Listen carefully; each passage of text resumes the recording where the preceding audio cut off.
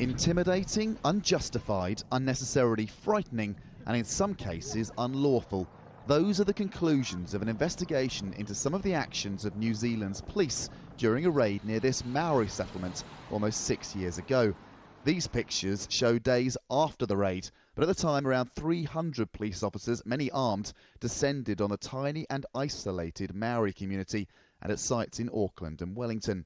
They set up roadblocks, took photographs of drivers and passengers. They shouldn't have.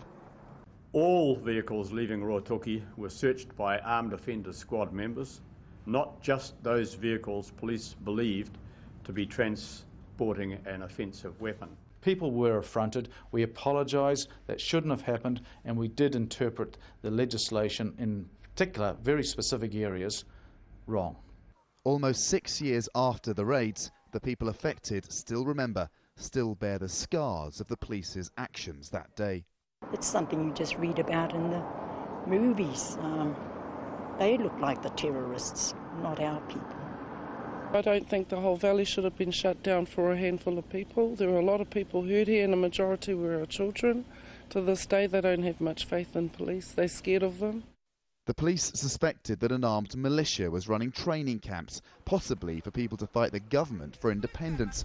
Weapons were found, but though terrorism charges were sought, the only convictions were for relatively minor firearm offences.